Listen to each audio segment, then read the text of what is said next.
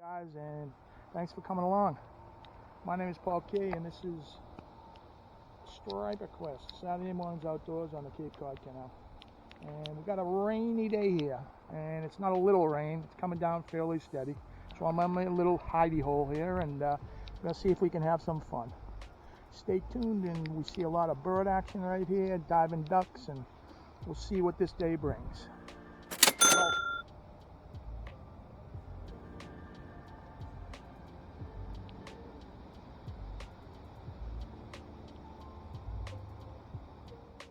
All right, there we go.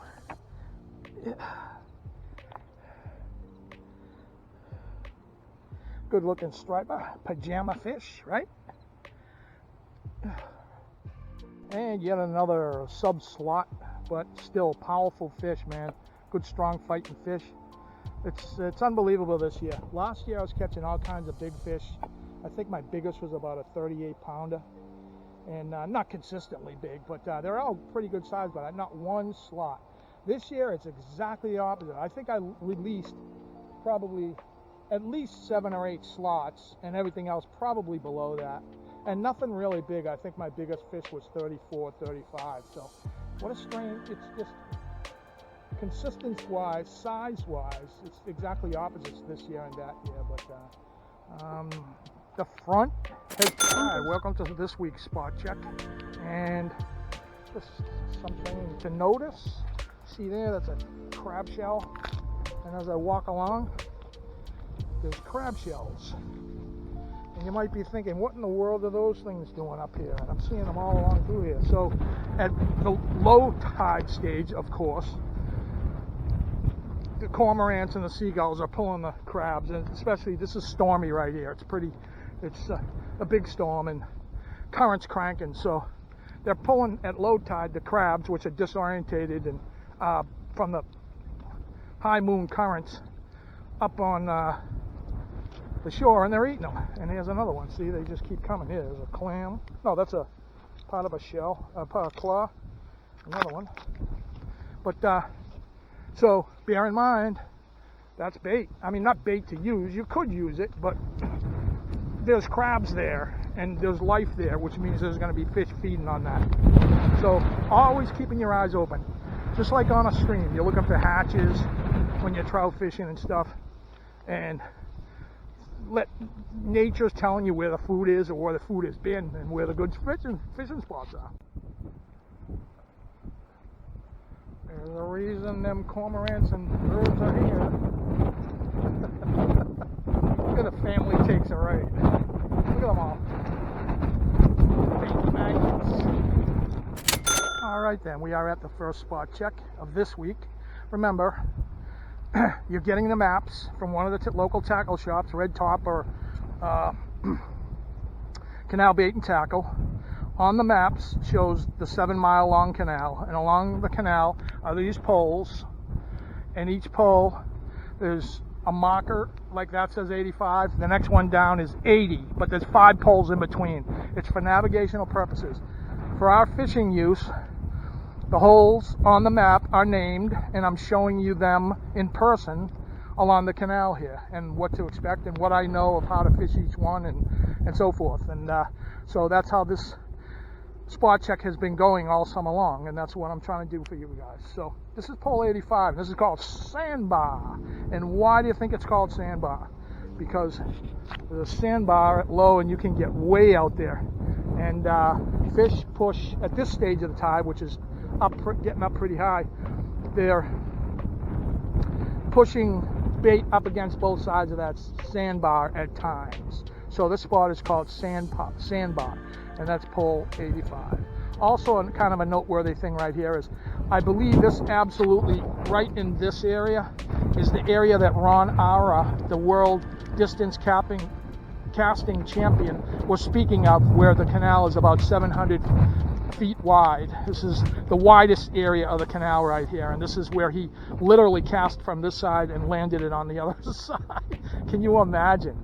You know, but mere mortals would be grateful to God to get 3/4 of the way across. But that's why he am the champ. But this is the first spot check, pole 85. So over here is, right there is the Sandwich Fish Pier, open to the public. That's actually a state park. You probably have to pay to park there unless you have the pass. And you buy a lifelong pass, especially if you're a senior citizen. If you're over, I don't know, 55 or 60 or something, you buy this pass for light money and go to any state park in the state for free, all day, all year, for the rest of your life. But anyway, it's a sneak preview. That's on the mainland side. Oh, by the way, I'm on the Cape Cod side. This whole summer, all these spots are on the Cape Cod side of the canal. That's the mainland side, but that's a very popular fishing spot. Nice fish pier built specifically for fishing. That's a preview of next year. I'll cover all that next year. Alright, so spot check number 2. This is pole 70. What we're really after is that next pole, 71. It's in between here. This is called Biancos. Extremely popular spot. It's named after an old restaurant that was off of Sandwich Road, but if you notice, we've been coming down here and it's a dead straightaway, but now it's going to open up into a large basin, and there's turns again. Back that way there was turns. Anyway you see these turns and points, they're extremely fishy areas. So this happens to be one of them. You're coming into the turn up here near the power plant, and it's called Biancos, and it's probably in every fishing report every week locally all the time. So another key way to find out is you're right across from the public fishing pier on the mainland side. So pole 71, and it's Biancos. So we're coming from our super long stretch, but see, point, see how it goes in? All up in there, that basin, right over there, point. Anyway you see those points, the fish are going to be absolutely trapping and staging for the surf fishing. So this is the infamous power plant on the Cape Cod, and here, there's 3 of them. There's 2 other tanks in back of that. Those are called the holding tanks, all right? And then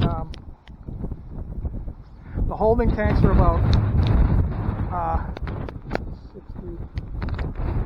63 is the holding tanks, pole 63. And as you can see, point, cove, and this is pole 60. The next pole is 59, and this is another world famous spot. It's called Paddy Gribbons. Apparently some notable famous Irishman fished here forever and ever and ever, and he got the spot named after him. I don't know exactly the historical reason why, but this is a very cool spot to fish because, well, first of all, technically, I don't think it's, I'm pretty sure it's not legal to go on that, but people do. I'm not recommending anything, but you can see gates there. They're always closed, but at nighttime they circumnavigate them and they just walk along here. But what makes this a very interesting, really famous spot to fish is the inflow and outflow to that power plant to cool the generators. And the one you want to be interested in is the outflow, because that's going to be warmer water than the surrounding water that's in the canal. Any power plant will have that. So it's up to you to figure out which one. It's not rocket science. Whichever one the current is flowing out, that's your outflow. And it's going to attract bait fish, and fish are going to normally gravitate towards that in the colder months. Extremely popular spot here. Paddy Gribbons.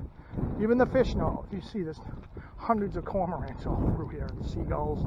You know where the meat is. See, this is pole 45 and 44. Inflow, outflow. One of these is inflow and one is outflow. There's other ones down that way too. See, that wind is howling. So, last but not least, pole 50, and this is the infamous iconic power plant, and it's as famous as the Sagamore and the Bourne Bridge and the Railroad Bridge. It's as iconic as that. This is like a huge landmark on the canal. Once again, point, see, you got this cove, anywhere where those points, they're killer spots, and that's where that's why it's an iconic fishing spot.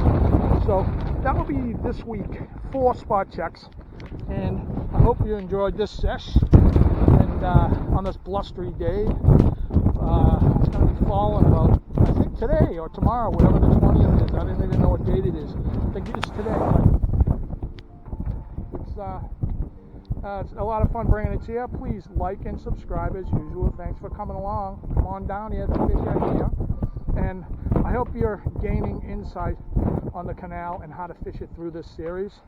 You can go back till the beginning of the summer when I started it, and each and every episode I have spot checks on it at the end. So I'm trying to make it easier for visitors and people that want to get to know the mysterious canal. It's not that mysterious, and it's probably one of the best fishing spots on the East Coast. If you watch the show, you'll see. So thanks again, once again, for tuning in, and thanks for coming along. Get down here and fish. If not, come with me every week. And as usual, please say your prayers. And we'll see you next week, guys. Thank you. Just stunningly gorgeous birds working. What more could a surf fisherman want? So, Sandwich Marina. These are honest to gosh yachts. The Not Easy, the Pomanock, and the Fat Bottom Girl.